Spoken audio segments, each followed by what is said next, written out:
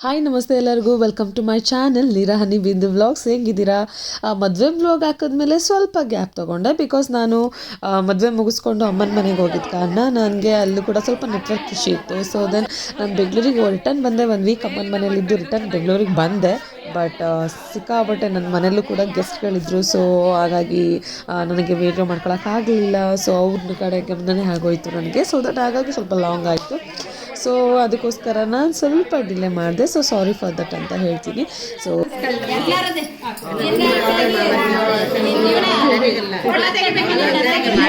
ಒಂದು ಆಫ್ಟರ್ ಒಂದು ಏನು ಮದುವೆ ಪ್ರಿಪ್ರೇಷನ್ ಆಗಿರ್ಬೋದು, ಹಳದಿ ಶಾಸ್ತ್ರ ಆಗಿರ್ಬೋದು, ಅದನ್ನೆಲ್ಲ ಮುಗಿಸ್ಕೊಂಡು ಗಂಡನ್ ಮಾಡಿಕೊಂಡು ಮನೆಗೆ ಅಂದರೆ ಮೀನ್ಸ್ ಛತ್ರಕ್ಕೆ ಕರ್ಕೊಂಡು ಹೋಗೋ ದಿನದ ವ್ಲಾಗ್ ಆಗಿರುತ್ತೆ.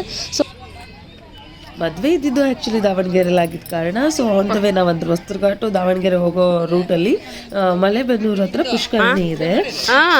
ತುಂಬಾನೇ ಚೆನ್ನಾಗಿದೆ. ಸೊ ಹಾಗಾಗಿ ಏನು ಮಾಡ್ಕೊಂಡಿದ್ವಿ ಅಂತಂದ್ರೆ ಅಲ್ಲೇ ಮಾಡ್ಕೊಂಡಿದ್ವಿ ನಾವು. ಅಂದರೆ ಏನದಕ್ಕೆ ಒಂದು ಊಟಕ್ಕೆ ಒಂದು ಅಲ್ಲಿ ಸ್ಟಾಪ್ ಮಾಡಬೇಕು ಅಂತ ಹೇಳ್ಬಿಟ್ಟು ಒಂದು ಪ್ಲ್ಯಾನ್ ಮಾಡ್ಕೊಂಡಿದ್ವಿ. ಸೊ ದಟ್ ಅಲ್ಲೇ ಕೂಡ ಊಟನೂ ಮಾಡ್ಕೊಂಡ್ವಿ. ಅಲ್ಲಿ ಬಿಸಿಬೇಳೆ ಬಾತು ಮತ್ತು ಮೊಸರನ್ನ ಬಜ್ಜಿ ಎಲ್ಲ ತೊಗೊಂಡು ಬಂದಿದ್ವಿ. ಆ ಪ್ಲೇಸ್ ಅಂತೂ ತುಂಬಾ ಚೆನ್ನಾಗಿತ್ತು. ಸೊ ಇನ್ನೂ ಸ್ವಲ್ಪ ಟೈಮ್ ಸ್ಪೆಂಡ್ ಮಾಡ್ಬೋದಿತ್ತು, ಬಟ್ ನಮಗೆ ಈ ಕಡೆ ಲೇಟ್ ಆಗುತ್ತೆ ಅನ್ನೋ ಕಾರಣಕ್ಕೋಸ್ಕರ ಬೇಗ ಬಂದ್ವಿ.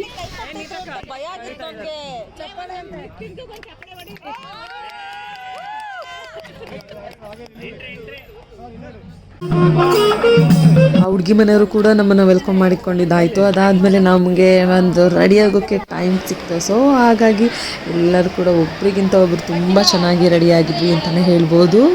ಎಲ್ಲರಿಗೂ ಒಂಥರ ಖುಷಿಯಾಗಿತ್ತು. ಬಿಕಾಸ್ ಫ್ಯಾಮಿಲಿ ಫಂಕ್ಷನ್ ಅಂದರೆ ಹಾಗೆ ಅಲ್ವಾ, ಒಬ್ಬೊಬ್ಬರು ಒಂದೊಂದು ರೀತಿ ಎಂಜಾಯ್ ಮಾಡಿಕೊಂಡು ಫನ್ನಾಗಿ ಖುಷಿಪಟ್ವಿ ಅಂತಲೇ ಹೇಳ್ಬೋದು. ಅದ್ರ ಜೊತೆಗೆ ಸ್ವಲ್ಪ ನಾವು ಕೂಡ ಒಂದು ಸ್ಟೇಜ್ ಶೋ ಮಾಡಿದ್ವಿ.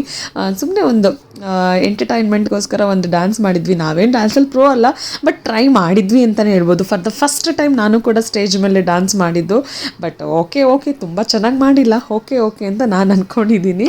ಸೊ ಎಲ್ಲರೂ ಕೂಡ ನೋಡ್ಕೊಂಡು ಬನ್ನಿ.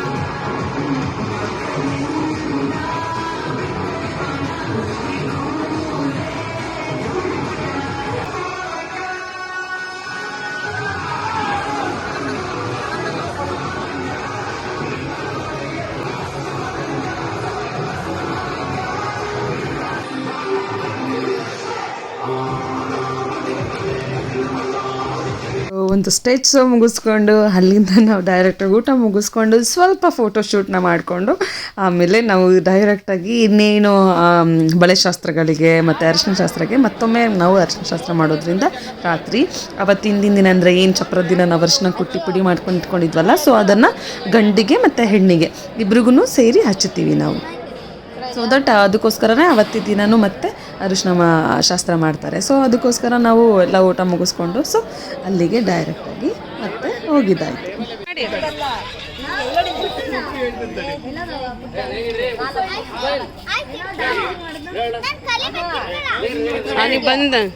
ಇಲ್ಲಿ ಮಕ್ಕಳು ಕೂಡ ನಾವು ಸ್ಟೇಜ್ ಮೇಲೆ ಡ್ಯಾನ್ಸ್ ಮಾಡ್ತೀವಿ ಅಂತ ಹೇಳಿ ಪ್ರಾಕ್ಟೀಸ್ ಮಾಡ್ಕೋತಾ ಇದ್ರು. ಆಲ್ರೆಡಿ ಮನೇಲಿ ಒಂದ್ಸರಿ ಪ್ರಾಕ್ಟೀಸ್ ಮಾಡ್ಕೊಂಡಿದ್ರು, ಬಟ್ ಸ್ಟೇಜ್ ಮೇಲೆ ಮಾಡೋಕ್ಕಾಗಲಿಲ್ಲ.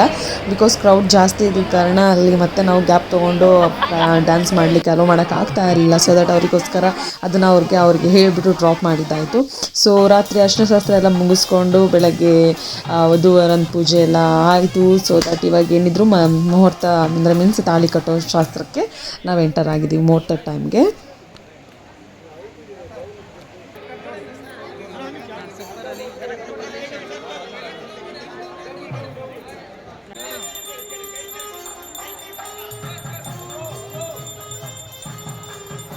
ಗಟ್ಟಿ ಮೇಳ ಅಂತ ಹೇಳ್ರಪ್ಪ,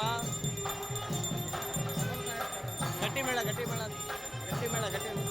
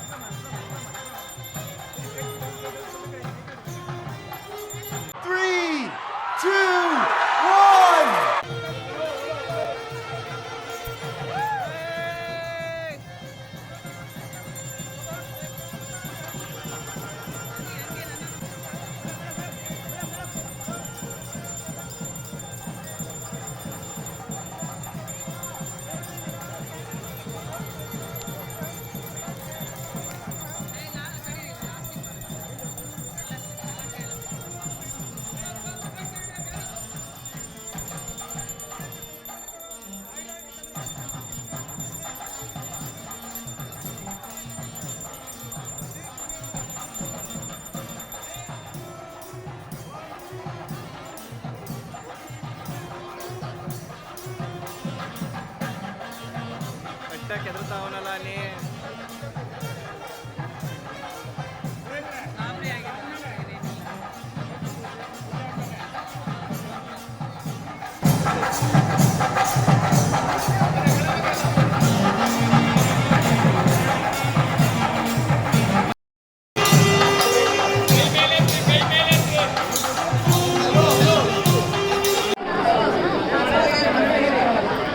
ಮದುವೆ ಯಾವುದೇ ಥರದ ನಿರ್ವಿಘ್ನಗಳಿಲ್ದಲೇ ತುಂಬ ಚೆನ್ನಾಗಿ ಆಯಿತು. ಸೊ ಮದುಮಗಳು ಮನೆ ಕಡೆಯವರು ಅಷ್ಟೇ ತುಂಬ ಚೆನ್ನಾಗಿ ಮದುವೆ ಮಾಡಿಕೊಟ್ರು. ಯಾವುದೇ ತರಹದ ಸ್ವಲ್ಪ ಕೂಡ ಮಿಸ್ಟೇಕ್ಸ್ ಮಾಡ್ದಲೇ ಊಟ ಆಗಿರ್ಬೋದು, ತಿಂಡಿ ಆಗಿರ್ಬೋದು, ಪ್ರತಿಯೊಂದನ್ನು ತುಂಬ ಚೆನ್ನಾಗಿ ಮಾಡಿಕೊಟ್ರು. ಸೊ ಎಲ್ಲರಿಗೂ ಖುಷಿ ಆಯಿತು. ನಮ್ಮ ಆಲ್ಮೋಸ್ಟ್ ಎಲ್ಲ ಹುಡುಗಿ ಅಂದರೆ ಆ್ಯಕ್ಚುಲಿ ಇದು ಏನಾಗಿತ್ತು ಅಂತಂದರೆ ತುಂಬ ಬೇಗ ವಿತಿನ್ 1.5 ಮಂತಲ್ಲಿ ಫಿಕ್ಸ್ ಆಗಿದ್ದು. ಸೊ ದಟ್ ಅಷ್ಟು ಬೇಗ ಪ್ರಿಪ್ರೇಷನ್ ಮಾಡ್ಕೋಬೇಕು ಅಂದರೆ ಸೊ ಎಲ್ಲರಿಗೂ ಕಷ್ಟನೇ. ಸೊ ದಟ್ ಇವ್ರು ತುಂಬ ಚೆನ್ನಾಗಿ ಪಾಪ ಬೇಗನೆ ಎಲ್ಲ ವ್ಯವಸ್ಥೆ ಮಾಡಿಕೊಂಡು ತುಂಬ ಚೆನ್ನಾಗಿ ಮಾಡಿಕೊಟ್ರು.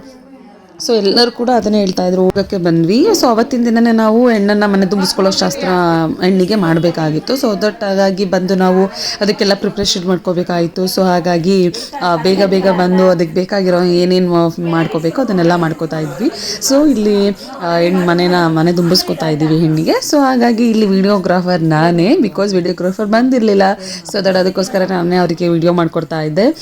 ಸೊ ಅವತ್ತಿನ ದಿನ ಹುಡುಗಿಗೆ ಸ್ವಲ್ಪ ಆಟಗಳನ್ನ ಆಡಿಸ್ಬಿಟ್ಟು, ಶಾಸ್ತ್ರಕ್ಕೆ ಒಂದೆರಡು ಆಟಗಳನ್ನ ಆಡಿಸ್ಬಿಟ್ಟು ಅವತ್ತಿನ ದಿನ ಸಿಕ್ಕಾಬಟ್ಟೆ ಸುಸ್ತಾಗಿರೋ ಕಾರಣ ಎಲ್ಲರೂ ಮಲ್ಕೊಂಡ್ವಿ.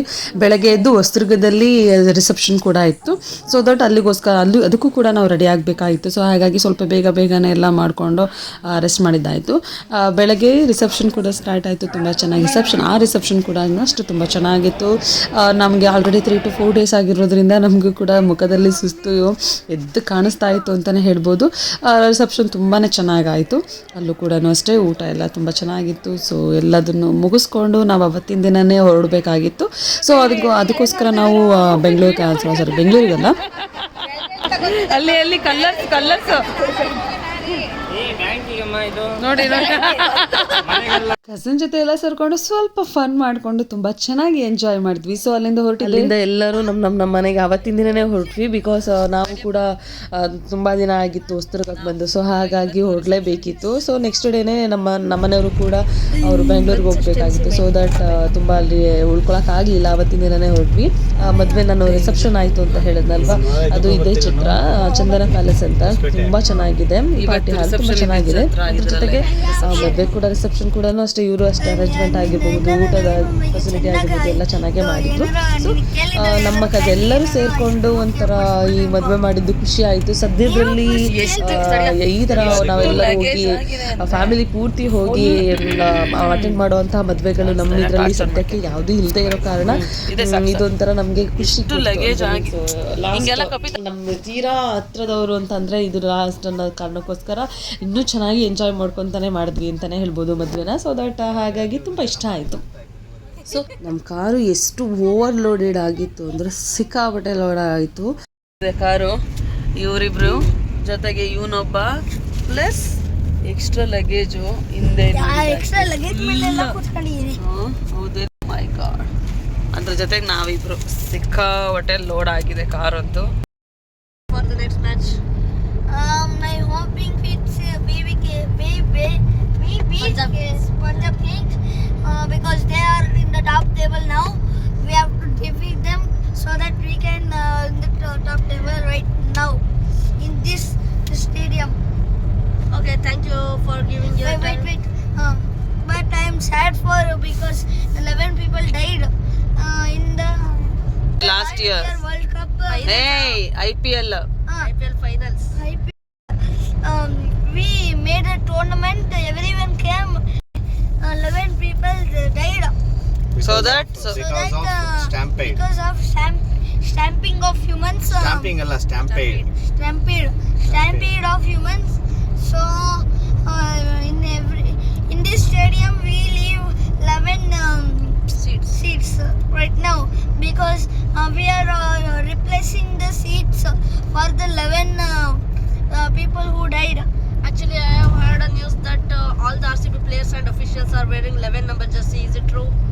Yeah, because ಆ್ಯಕ್ಚುಲಿ ಅವ್ರು ಏನು ಕಮೆಂಟ್ರಿ ಮಾಡ್ತಾ ಇದ್ರಲ್ವ, ಸೊ ಅದನ್ನು ಅವ್ರಿಗೆ ನಾನು ಗೊತ್ತಿಲ್ಲದೇ ವೀಡಿಯೋ ಮಾಡ್ಕೊಂಡಿದ್ದು. ಬಿಕಾಸ್ ನಾನು ಏನಾದರೂ ಮೊಬೈಲ್ ಓಪನ್ ಮಾಡಿದ್ದು ನೋಡಿದ್ರೆ ಅವ್ರು ಅಲ್ಲಿಗೆ ಅದನ್ನು ಸ್ಟಾಪ್ ಮಾಡ್ತಾಯಿದ್ರು. ಸೊ ದಟ್ ನಾನು ಅದನ್ನು ಅವರಿಗೆ ಡಿಸ್ಟರ್ಬ್ ಮಾಡೋಕ್ಕೆ ಹೋಗೋದಿಲ್ಲ, ಸೈಲೆಂಟಾಗಿ ನಾನು ವೀಡಿಯೋ ಮಾಡ್ಕೊಂಡಿದ್ದಷ್ಟೇ. ಸೊ ತುಂಬ ಚೆನ್ನಾಗಿ ಆ್ಯಕ್ಚುಲಿ ಇನ್ನೂ ತುಂಬಾ ಚೆನ್ನಾಗಿ ಮಾತಾಡ್ತಾಯಿದ್ರು. ನಾನು ಅಷ್ಟು ಬಿಫೋರ್ ನಾನು ಅದನ್ನು ಫ್ಲಾಶ್ ಆಗಲಿಲ್ಲ ನನಗೆ ವೀಡಿಯೋ ಮಾಡ್ಕೋಬೇಕು ಅಂತ ಹೇಳ್ಬಿಟ್ಟು. ಇನ್ನು ಫೈನಲ್ ಸ್ಟೇಜಲ್ಲಿ ನಾನು ಆ ವಿಡಿಯೋ ಮಾಡ್ಕೊಂಡಿದ್ದು. ತುಂಬ ಚೆನ್ನಾಗಿ ಮಾತಾಡ್ತಾಯಿದ್ರು ಅವ್ರ ಕಸಿನ್ಸ್ ಎಲ್ಲ ಸೇರಿಕೊಂಡು. ಸೊ ಅಂದಿವೆ ಬರ್ತಾ ಹಾಗೆ ಲಂಚ್ಗೂ ಕೂಡ ಒಂದು ಬ್ರೇಕ್ ತೊಗೊಂಡ್ವಿ. ಸೊ ಅಲ್ಲಿಂದ ಮತ್ತೆ ಇನ್ನೆಲ್ಲೂ ಸ್ಟಾಪ್ ಇಲ್ಲ, ಡೈರೆಕ್ಟ್ ಮನೆಯೇ. ಶಿವಮೊಗ್ಗ ರೀಚ್ ಆದಾಗಲೇ ನಮ್ಗೆ ಆಲ್ರೆಡಿ 10:30 ಆಗಿತ್ತು. ಸೊ ದಟ್ ಹೋಗಿ ರೆಸ್ಟ್ ಮಾಡಿದ್ದಾಯಿತು. ಬೆಳಗ್ಗೆನೂ ಕೂಡ ಅಷ್ಟೇ ಲೇಟಾಗಿ ಎದ್ದಿದ್ದಾಯಿತು. ಸೊ ಇದಾಗಿತ್ತು ಈ ಒಂದು ಸಿಂಪಲ್ ವಿಡಿಯೋ. ಯಾರಿಗೆಲ್ಲ ಇಷ್ಟ ಆಯಿತು ಅವರೆಲ್ಲ ಲೈಕ್ ಮಾಡಿ, ಶೇರ್ ಮಾಡಿ, ಕಮೆಂಟ್ ಮಾಡಿ. ಸ್ವಲ್ಪ ವೀಡಿಯೋಸ್ ನಿಧಾನ ಆಗ್ತಾರೆ, ಅದಕ್ಕೆ ಕ್ಷಮೆ ಇರಲಿ. Thank you, bye.